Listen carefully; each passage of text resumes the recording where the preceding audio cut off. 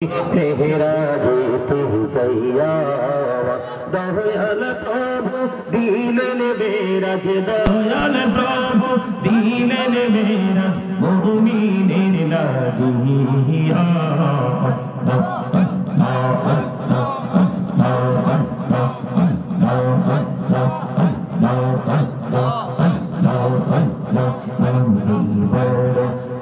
আশায় আছে যাব মদিনা, আরে পাখি হলে ওরে ওরে, পাখি হলে ওরে ওরে, যাইতাম সোনার মদিনা।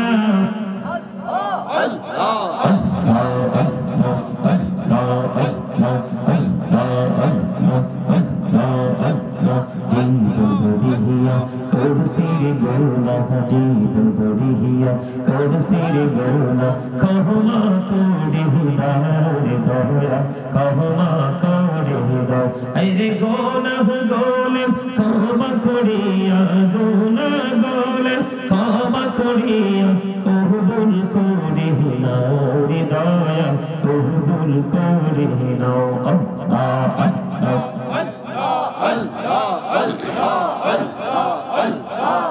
লা ইলাহা ইল্লাল্লাহু মুহাম্মাদুর রাসূলুল্লাহ সাল্লাল্লাহু আলাইহি ওয়াসাল্লাম। সম্মানিত উপস্থিত উলামায়ে কেরাম, দাড়ি পাকা আমার মুরব্বী বাবারা, আমন্ত্রিত অতিথিবৃন্দ, বিশেষ করে আজকে যারা কইলাইন চাচের দিকের পার জাগো সমাজ কল্যাণ সংগঠনের উদ্যোগে আজকে বার্ষিক ওয়াজ ও দোয়ার মাহফিলের আয়োজন করা হয়েছে। আপনার প্রধান অতিথি হিসেবে আজকে আমন্ত্রণ জানিয়েছেন পীর তরিকত রহনুমায়ে শরীয়ত আলহাজ শেখ শাহজাদা সৈয়দ গোলাম মোহাম্মদ আব্দুল কাদের কাওকাবাল কাদরি মাদ্দাজিল্লাহুল আলী পীর সাহেব কিবলা, এবং প্রধান বক্তা হিসেবে আমি ওদম গুনাহগারকে। আর এখানে অসংখ্য লোকের নাম আছে, আমি সেটা বলছি না যেহেতু সময় অনেকটা মাইনাস হয়ে গেছে। আজকে যাদেরকে এখানে আমন্ত্রণ জানিয়েছেন বিশেষ কেবলা সহ সকলের প্রতি আমার আন্তরিক সালাম, আসসালামু আলাইকুম ওয়া রাহমাতুল্লাহি ওয়া বারাকাতুহু। সম্মানিত উপস্থিতি, মাহফিল এমন একটা জান্নাতের বাগান, আমার কাছে অবাক লাগলো যে রাত্র 10টাও বাজে না, এখনো মানুষ ঘরে চলে গেছে।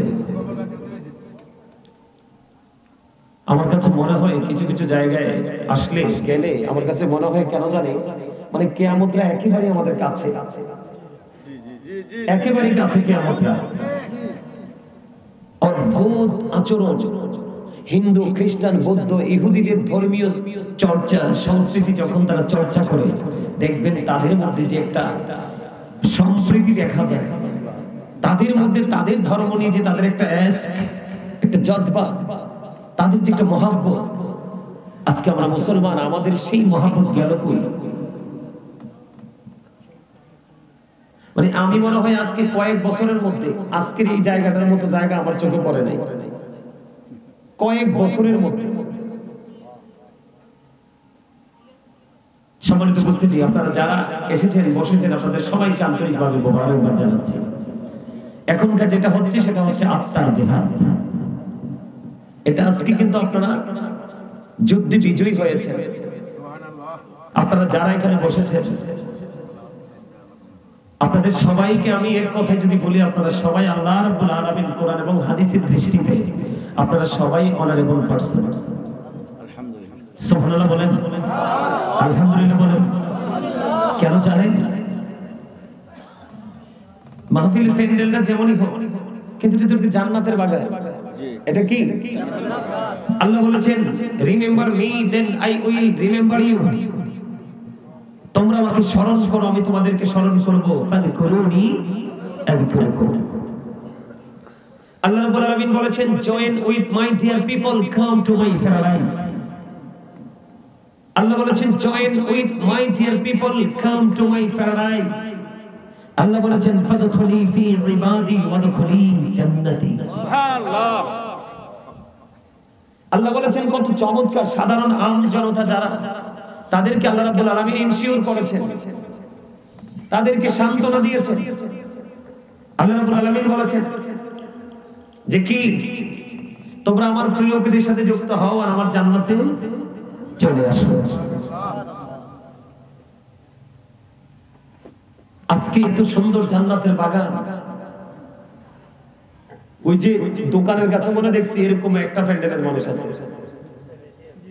অথবা এর চেয়ে বেশি হতে পারে। চিন্তা, আমাদের থিংকিং কোথায় দেখছেন?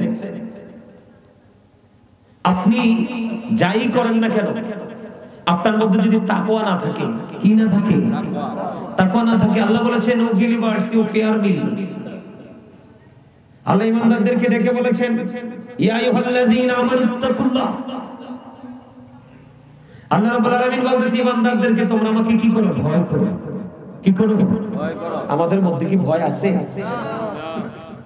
ভয় করো এবং তোমরা আল্লাহকে পাওয়ার জন্য উসিলা খুঁজো। ওয়াবতাগু ইলাইহি উসিলা।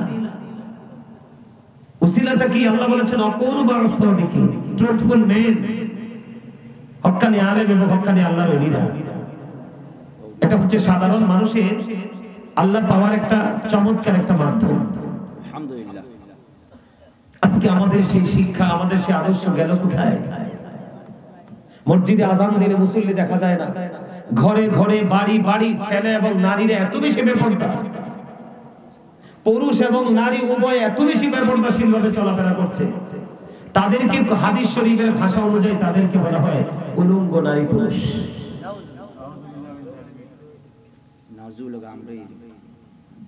কথা কি বুঝতে পারছেন? বাড়িতে বাড়িতে মা বাবার সাথে এত দূর ব্যবহার করে ছেলে মেয়েরা, বিশেষ করে ছেলেরা, মেয়েরা সহজে বাবা মার সাথে খারাপ ব্যবহার করে না। এখন বর্তমানে বাংলাদেশে অসংখ্য বাবা মা মেয়ের কাছে নিরাপদে আছে, অথচ ছেলেরা সরকারি চাকরি করতেছে, গভর্নমেন্ট জব করতেছে। আছে না নাই? সম্মানিত উপস্থিতি, ধীরে ধীরে ধীরে ধীরে আমরা সব জায়গায় ইসলাম থেকে আমরা দূরে সরে গেছি।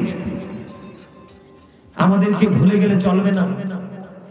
আল্লাহ রাব্বুল আলামিন আমাদেরকে পবিত্র কোরআনে আল্লাহ বলেছেন ফি আইয়ি সূরাতিন মা শাআ রাক্কাবা। আল্লাহ ক্রিয়েটেড দ্য মাইন্ড। আল্লাহ বলেছেন আল্লাহ আমাদেরকে আল্লাহর মন মতো করে বানাইছে। আল্লাহ রাব্বুল আলামিন বলেছেন সূরা 3 এর মধ্যে, এটা সূরা ইনফিতরে আসছে, সূরা 3 এর মধ্যে আল্লাহ বলেছেন লাকাদ খালাকনাল ইনসানা ফি আহসানি তাকওয়িম। আল্লাহ বলেছেন মানুষকে আল্লাহ আসমান জমিন চন্দ্র সূর্য সবকিছুর চেয়ে সুন্দর করে বানাইছে। আজকে সেই মানুষ কি সুন্দর আছে? মানুষগুলোকে মন মতো বানাইছে, সুন্দর করে বানাইছে। বানানোর পরে আল্লাহ রাব্বুল আলামিন বলেছেন আমি তোমাদের জন্য মন মতো একটা রাস্তা ওপেন করে দিয়েছি।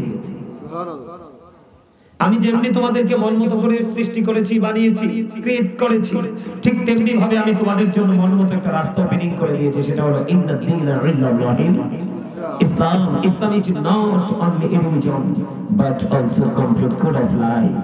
আলহামদুলিল্লাহ। আপনার আমার পরিপূর্ণ জীবন, পূর্ণাঙ্গ জীবন গঠন করতে হলে ইসলামের মধ্যে আসতে হবে। আর সেই ইসলামের নির্যাস হচ্ছে কি? আপনার আমার প্রাণের নবী।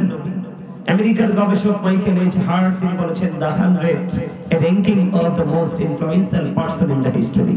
100 জন প্রভাবশালীর তালিকা তিনি করলেন। এর মধ্যে ইনফ্লুয়েন্সিয়াল দ্বারা আপনার আমার প্রাণের নবীকে শ্রেষ্ঠ প্রভাবশালী হিসেবে আখ্যায়িত করেছেন। জোরে বলুন সুবহানাল্লাহ। আরো জোরে বলেন সুবহানাল্লাহ। ডক্টর আহমদ পেয়ারা বাগদাদি পীর সাহেব কেবলা শাহপুর দরবার শরীফের পীর সাহেব কেবলা উনি বলেছেন of all the great religious personalities of our prophet Muhammad রাসূলুল্লাহ সাল্লাল্লাহু আলাইহি সাল্লাম ওয়াজ দ্য মোস্ট সাকসেসফুল। জোরে বলুন সুবহানাল্লাহ।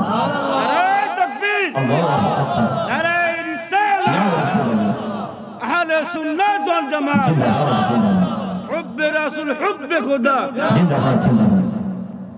ডক্টর আহমদ পেয়ারা বাগদাদি পীর সাহেব কেবলা তিনি বলেছেন পৃথিবীর বুকে যত নবী রাসূল এসেছে প্রত্যেকটা নবী রাসূলের মধ্যে মোস্ট সাকসেসফুল দ্বারা আপনার আমার প্রাণের নবীকে সবচেয়ে সফল, সবচেয়ে বেশি টেকসই সফল প্রফেট হিসেবে আখ্যায়িত করেছেন। জোরে বলুন সুবহানাল্লাহ। আরো জোরে। তিনি রাজনীতি থেকে ইমামতি, ইমামতি থেকে রাজনীতি, প্রত্যেকটা জায়গা সফল। তবে সবগুলো জায়গা নিয়ে আজকে আলোচনা করব না, আমি দুটো অপশন নিয়ে আজকে আলোচনা করব। একটা হলো পুরুষ এবং নারীর পর্দা, আর একটা হলো পিতামাতার সাথে কেমন ব্যবহার করতে হবে। তবে এই পিতামাতার সাথে ব্যবহারটা কেন গর্হিত হচ্ছে, কেন ইসলাম বিদ্বেষী হচ্ছে, ইসলাম বিরোধী হচ্ছে, সেটার জন্য একটুখানি আলোচনা করব। সেই আলোচনাটা হলো পিতামাতাকেও কিন্তু কিছু দায়িত্ব পালন করতে হয়। কি করতে হয়? সন্তান জন্ম দেওয়ার পরে কিন্তু ছেড়ে দিলে হয় না, সন্তান পৃথিবীতে আসার পরে পিতামাতাকে দায়িত্ব পালন করতে হয়। জন্য আমি বলি parents should take care their children very carefully. প্রত্যেকটা পিতামাতার উচিত সন্তানের দায়িত্ব যত্ন সহকারে পালন করা। আর আমরা যারা সন্তান, we should Obi our parents. আমাদের প্রত্যেকের উচিত আমাদের পিতামাতাকে মান্য করা। আমাদের প্রত্যেকের উচিত কি? কথা বলে না, আমাদের প্রত্যেকের উচিত আমাদের পিতামাতাকে মান্য করা। কারণ paradise of the child under the feet of the mother. মায়ের পায়ের নিচেই সন্তানের জান্নাত। আল্লাহ বলেছেন ওয়া'বুদুল্লাহ ওয়া লা তুশরিকু বিহি শাইয়্যান ওয়া বিল ওয়ালিদাইনি ইহসানা। যখন আল্লাহু আকবার, তোমরা ইবাদত করো কার? আল্লাহর ইবাদত করবে, তবে আল্লাহর সাথে কোনো কিছুকে শরীক করবে না।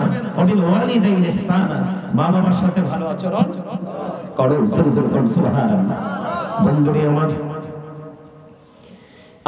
নবী, আপনার নবী তো জাহানের বাদশা নবী, রাহমাতুল লিল আলামিন, ইমামুল মুরসালিন, আল্লাহর প্রিয় হাবিব হাবিবুল্লাহকে প্রশ্ন করা হলো। হাদিস শরীফের মধ্যে এসেছে, ইয়া রাসূলুল্লাহ, ইয়া হাবিবাল্লাহ, নবী গো, আমার কাছ থেকে সবচেয়ে ভদ্র, সবচেয়ে নম্র আচরণ পাওয়ার হক কার বেশি? আমার নবীজি বললেন, পানা উম্মুকা, তোমার মা। পানা সুম্মা মান, তারপরে কে? রাসূল বললেন, পানা উম্মুকা, তোমার মা। আবার প্রশ্ন করা হলো, পানা সুম্মা মান, তারপরে কে? রাসূল বললেন, পানা উম্মুকা, তোমার মা। আবার প্রশ্ন করা হলো, পানা সুম্মা মান, তারপরে কে? নেক্সট কে? রাসূল বললেন, পানা আবুকা, তোমার বাবা। জোরে জোরে বলুন না সুবহানাল্লাহ।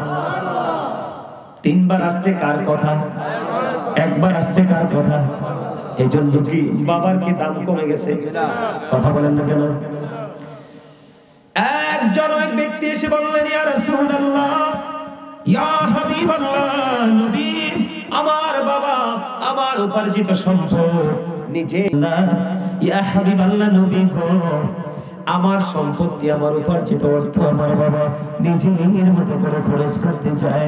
এবার আমার নবী যে একটা ডাক দিয়ে বললেন, শুধু তোমার উপার্জিত অর্থ নয়, তুমি নিজেও তোমার বাবার সম্পদ।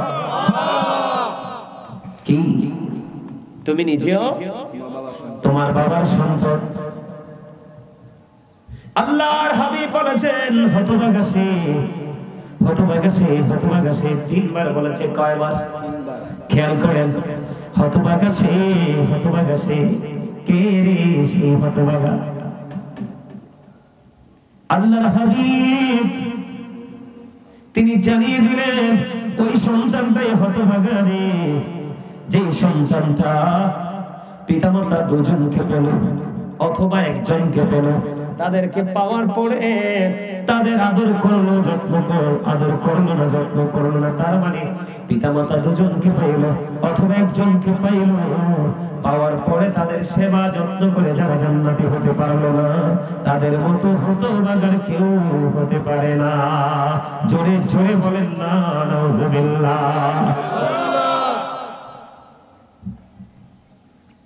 বাবা মাকে ভালোবাসা ফরজ, বাবা মাকে ভালোবাসা ফরজ, তাদেরকে কষ্ট দেওয়া হারাম।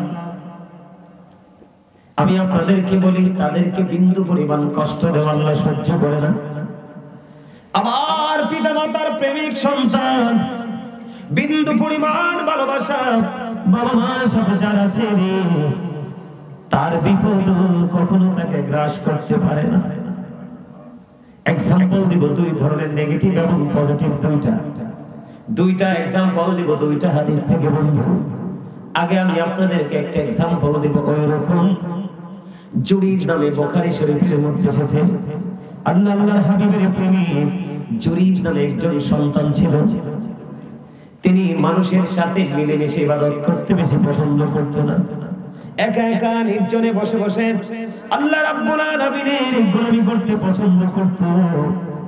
ওই জুরিজ বন্ধ তিনি লোকালয় থেকে অনেক দূরে তিনি একটা হুজরা বানালেন, যেখানে বসে বসে তিনি আমল করতেন। একদিন হযরত জুরিজ ওই হুজরার মধ্যে নামাজরত অবস্থায়, নামাজ চলাকালীন অবস্থায় মা আসলো। মা এসে দেখে দেখে বলে, বাবা জুরিজ, আমি তোমার সাথে দেখা করতে এসেছি বাবা। জুরিজ তো নামাজরত অবস্থায় হুজরার মধ্যে। এবার আল্লাহকে দেখে দেখে বলে, মালিক, আমি তো নামাজ চালিয়ে যাচ্ছি, আমি কি নামাজ পড়বো নাকি মায়ের ডাকে আমি সাড়া দিব? তিনি সর্বশেষে সিদ্ধান্ত করলেন, এই কইলেনের যুবক, হৃদয় খুলে শোনো, মা বাবার সাথে কেমন প্রেমের বন্ধন করতে হবে, তাদের সাথে বিন্দু পরিমাণ গোস্তাকি হলে আমার আল্লাহ কিভাবে রিঅ্যাকশনে যায়। এবার কি করলেন? মা বাহির থেকে ডাকে, বাবা, বাবা গো, আমি মা এসেছি তোমার সাথে দেখা করতে। আর ওই আল্লাহওয়ালা জুরিজ আল্লাহকে ডেকে ডেকে বলে, মালিক, আমি তো নামাজরত অবস্থায়, আমি কি নামাজ চালিয়ে যাব নাকি মায়ের ডাকে সাড়া দিব? সর্বশেষে তিনি সিদ্ধান্ত করলেন যে আমি আজকে নামাজটাই চালিয়ে যাই, নামাজ শেষে মায়ের সাথে দেখা করব। নামাজ শেষ হইতে দেরি রে, নামাজ শেষ হওয়ার পরে বন্ধু এবার বাইরে এসে দেখি আজকে মা নাই, মা চলে গেছে বন্ধু গন্তব্যে। আজকে চলে গেল। দ্বিতীয় দিন আবার মা আসলো। ওই দ্বিতীয় দিন হযরত জুরিজ ওই দ্বিতীয় দিন বন্ধু নামাজরত অবস্থায় আবার মা বাহির থেকে ডাকছে, বাবা, আমি মা এসেছি, দেখা করবো, দেখা দাও। জুরিজ আজকেও চিন্তা করতেছে, আজকেও তো নামাজে, গতদিনের মতো আজকেও নামাজ চালিয়ে গেল বন্ধু। নামাজ চালাইতে চালাইতে চলতে চলতে নামাজ শেষ করে ফেললো। নামাজ শেষ করার পরে এবার চাইয়ে দেখে বাইরে এসে মা নাই, আজকেও মা চলে গেছে। একদিন চলে গেল, 2 দিন চলে গেল, আবার তৃতীয় দিন জুরিজ নামাজরত অবস্থায় ঠিক এই সময় মা আজকে এসে যাচ্ছে, বাবা, বাবা গো, আমি মা এসেছি তোমার সাথে দেখা করব, দেখা দাও। আজকেও জুরিজ নামাজরত অবস্থায় দেখা দেয় না। জুরিজ মনে মনে ভাবলো, আমি নামাজটা শেষ করে নিই, নামাজ শেষ করার পরে দেখবো। একদিন আসলো, নামাজ চালিয়ে গেল। 2 দিন আসলো, নামাজ চালিয়ে গেল। 3 দিন আসলো, নামাজ চালিয়ে গেল। মাকে কোনো বকা দেয়নি, মার সাথে কোনো ঝগড়া ফাসাদ হয়নি। মা বাহির থেকে ডাকছে, ছেলে নামাজটা চালিয়ে যাচ্ছে। একদিন, 2 দিন, 3 দিন আসলো, মায়ের সাথে ছেলের দেখা হলো না। তৃতীয় দিন মা ক্ষুব্ধ হয়ে বলল, আল্লাহ, যদি আমি 3 দিন এক এক করে 3 দিন আসছি আমার ছেলেটার সাথে দেখা করার জন্য, সে দেখা দিল না, তাকে বেশ্যা মহিলার ঘটনা দেখাইয়া মরণ দিও না। ওমা নাউজুবিল্লাহ। এ ফসা খবর শুনলে কেউ সুবহানাল্লাহ কয় না? জোরে বলেন না নাউজুবিল্লাহ। আরে আরো জোরে। মা কি দোয়া করছে না বদ দোয়া করছে? আরে জোরে বলেন, দোয়া না বদ দোয়া? মা আল্লাহকে একটা ডাক দিয়ে বলল, আল্লাহ, এক এক করে 3 দিন আসছি ছেলের সাথে দেখা করার জন্য, ছেলেটা দেখা দিল না, তাকে বেশ্যা মহিলার মুখ না দেখাই তার মরণ দিও না। জোরে বলেন না নাউজুবিল্লাহ। জিকির করেন, আল্লাহ আল্লাহ আল্লাহ আল্লাহ আল্লাহ আল্লাহ আল্লাহ আল্লাহ আল্লাহ। মহব্বতে মহব্বতে, এই তো আল্লাহ আল্লাহ আল্লাহ আল্লাহ আল্লাহ আল্লাহ আল্লাহ। আরো মহব্বতে, আল্লাহ আল্লাহ আল্লাহ আল্লাহ আল্লাহ আল্লাহ আল্লাহ আল্লাহ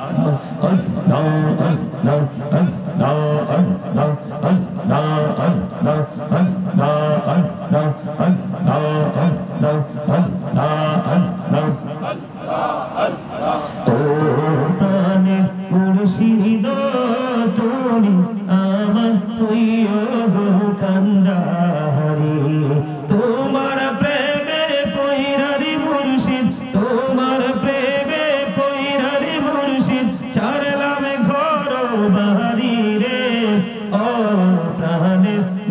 মুর্শিদ তুমি আমার হইও গো কান্ডারি আল্লাহ আল্লাহ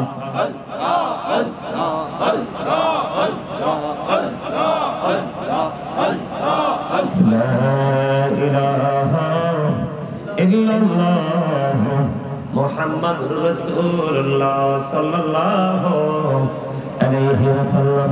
বন্ধু বলতেছিলাম, মা যাওয়ার সময় বদদুয়া করে গেল, বাবা এক এক করে 3 দিন আসলাম, দেখা দিল না।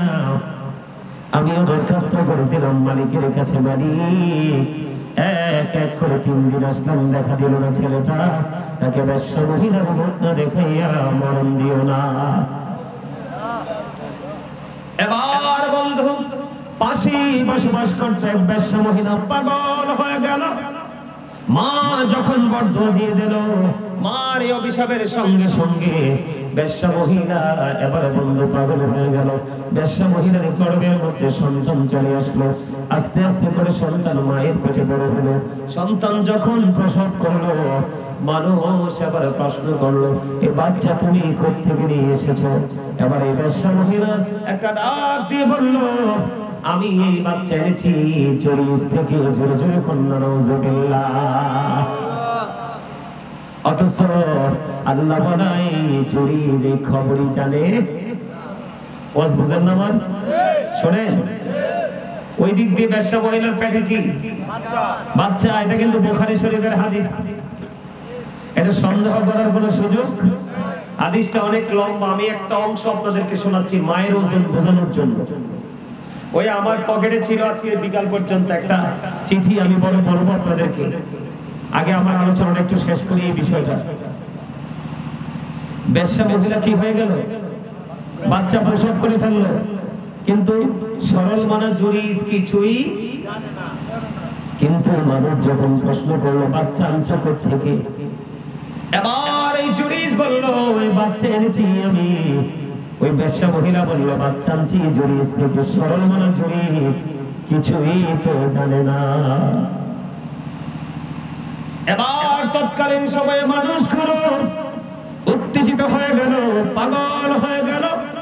এমন আল্লাহওয়ালা, এমন ভদ্র, এমন জেন্টেল মানুষ আমরা জানি, আল্লাহর প্রিয় বান্দা বুজুর্গ লোক। ওই হুজরায় বসে বসে নির্জনে আল্লাহর গোলামি করে এই কাজটা কেমন করে করলো? এবার বন্ধু তৎকালীন সময়ে মানুষগুলো কি করলো? অথবা চুরি যে হুজরাটাকে ভেঙে ফেললো। হুজরাটাকে ভেঙে এবার বন্ধু তাকে প্রহার করতে শুরু করলো, মারতে শুরু করলো। ওই সরল মানা জুরিস একটা ডাক দিয়ে বললো, বন্ধু কেন আমাকে প্রহার করছো রে? এবার তারা বলতেছে, তোমরা ওই বেশ্যা মহিলার সাথে অবৈধ মেলামেশা করেছো, বেশ্যা মহিলা সন্তান প্রসব করেছে। এবার তো জুরিস একটু আশ্চর্য হয়ে গেল, যেটার কোনো কিছু আমি জানি না, কিন্তু এটার কলঙ্ক আমার ঘোড়ায় ছড়িয়ে দেওয়া হচ্ছে। এবার আল্লাহওয়ালা জুরিস কি করলেন, আমাকে একটা ফোঁটা পানি দাও, আমি একটু ওযু বানাবো। এবার বলল, তাকে একটু পানি দেওয়া হলো, একটা ঘটি পানি দেওয়া হলো, ওযু বানাইলো। ওযু বানাইয়া তিনি নামাজ পড়লেন। আবার পুনরায় নামাজ শেষ করে এবার ডাকলেন, ওই যে বাচ্চাটা বেশ্যা মহিলার উদর থেকে পৃথিবীতে এসেছে, ওই বাচ্চাটাকে আমার কাছে নিয়ে আসো। এবার ওই বাচ্চাটাকে যখন অনেক মানুষ একত্রিত হলো, ছোট্ট এই বাচ্চাটাকে, শিশু বাচ্চাটাকে যখন হযরত জুরিজের কাছে যখন আনা হলো, ওই জুরি ছোট্ট বাচ্চাটার পেটটার উপর হাতটা রেখে একটা ডাক দিয়ে বলল, বাবু বলো না তোমার বাবা কে? এবার ওই ছোট্ট বাচ্চার জবান খুলে গেল। ওই ছোট্ট বাচ্চা দেখিয়ে দিল, ওই রাখাল আমার বাবা। জোরে জোরে বলেন না আল্লাহু আকবার। জুরিজ কত বুজুর্গ দেখতে পাইছেন আপনি? আমি যদি ওই বাচ্চার পেটের উপর হাত রাখি রে, বাচ্চার জবান খুলবে না। এত ছোট্ট শিশু বাচ্চা, আল্লাহওয়ালা জুরিজের হাতটা দিতে দেরি বাচ্চার জবান খুলে গেল। এত বুজুর্গ হওয়ার পরেও মা বদদুয়া দিতে দেরি, অভিশাপ থেকে মুক্তি পায়নি। তাহলে আমি বলবো বন্ধু, বর্তমান সময়ে ছেলেরা যেইভাবে বাবা মাকে কষ্ট দেয়, যেভাবে বাবা মার কলিজায় আগুন জ্বালিয়ে দেয়, যেভাবে মা বাবা আল্লাহর কাছে কান্নাকাটি করে বন্ধু, ওই সন্তানদের উপায় কি হতে পারে? কিন্তু সন্তানরা তো কষ্ট দিচ্ছে। আপনি আমি একটা সাধারণ ভাষায় বলি, বাচ্চাটার ছেলেটার তো কিছু হয় না। ছেলেটার যখন হবে তার আর কোনোদিন কেউ কোনো উন্নতি দেখতে পাবে না।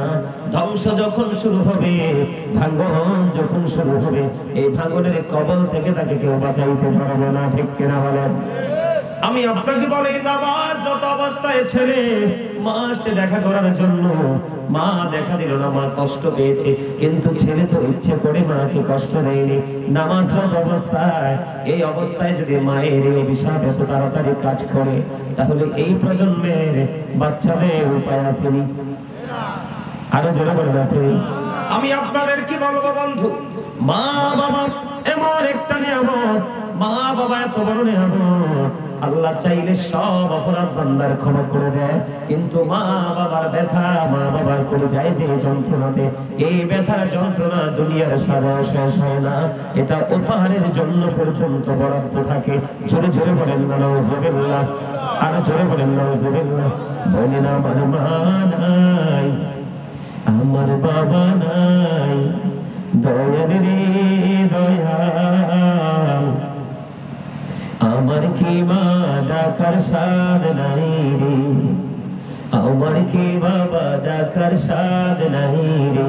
বলেন আমার মা নাই, আমার বাবা নাই, দয়াল রে দয়াল, আমার কি মা ডাকার সাদ নাই রে, আমার কি বাবা ডাকার সাদ নাই রে। ঘরে যাইয়া সবাই দেখে মা জননীর মুখ, বাবা যখন মাথায় হাতে ভুলে যাই সব রোগ। বলেন আমার মা নাই, আমার বাবা নাই, দয়াল রে দয়াল, আমার কি মা ডাকার সাদ নাই রে। শোনে শোনে শুধু মা, তোমার কথা মনে হয়, কতদিন দেখি না তোমার, ভুলে কি গেছো আমায়, ভুলে কি গেছো আমায়। আদর সোহাগ মাগো আর কোথা পাবো, কারা চলে আমি নিজেকে জড়াবো। আদর সোহাগ মাগো আর কোথা পাবো, কারা চলে আমি নিজেকে জড়াবো। কার কাছে ধরবো মিছে বায়না, তোমার মতো কেহ নাই। শোনো শোনে শুধু মা, তোমার কথা মনে হয়। আমার ভুবন জুড়ে শুধু দুঃখ জ্বালা, কে আর পড়াবে আমার সুখের সে মালা। কপালে কে দেবে আর কাছরে রুটি, তুমি যে দে ধরায়। শোনে শোনে শুধু মা, তোমার কথা মনে হয়। মারহাবা বলেন না, আর যখন বলেন না মারহাবা। মার কথা কি মনে পড়ে না? যার মা নাই সে বুঝে তার পৃথিবী কত ছোট, আর যার মা আছে সে বুঝে তার এই দরিয়া কত বড়। ঠিক কিনা বলেন? মা ছাড়া সন্তানকে খোঁজ খবর রাখার কেউই নেই। সেই মাকে যদি একটা সন্তান ভালোবাসতে পারে, তার জন্য কত বড় নিয়ামত। আমার দিকে তাকান। বনি ইসরাইলের 3 জন লোক বন্ধু সফরে বের হলো, এটাও কিন্তু বুখারী শরীফের হাদিস। বনি ইসরাইলের 3 জন লোক বন্ধু সফরে বের হলো। বের হওয়ার পরে সফর যখন শেষ হয়ে গেল, সফর শেষ হয়ে যাওয়ার পরে বন্ধু তারা একটা পাহাড়ের গুহার ভিতরে অবস্থান করলো। খেয়াল করবেন বিষয়টা, পাহাড়ের গুহার মধ্যে, মানে পাহাড়ের ভিতরে ঢুকে গেছে। ঢুকে যখন পড়লো আল্লাহর অশেষ কুদরত বন্ধু, আল্লাহর হুকুমে একটা বিশাল বড় পাথর উপর থেকে ধসে পড়লো। ধসে যে পড়েছে, তারা যে রাস্তা দিয়ে গুহার ভিতরে ঢুকেছে, লোক কয়জন? 3 জন লোক। তারা যে গুহার ভিতরে প্রবেশ করেছে, যেই মুখটা দিয়ে এই মুখটা পুরোটা বন্ধ হয়ে গেল। তারা আবার চাইয়া দেখে, বন্ধু, তাদের এই গুহার ভিতর থেকে বের হবার দরজা বন্ধ হয়ে গেছে। পৃথিবীর কেউ জানে না, পৃথিবীর কোনো মানুষ জানে না এই গুহার ভিতরে তিনটা জ্যান্ত মানুষ প্রবেশ করেছে। প্রবেশ করার পরে আটকা পড়ে গেছে।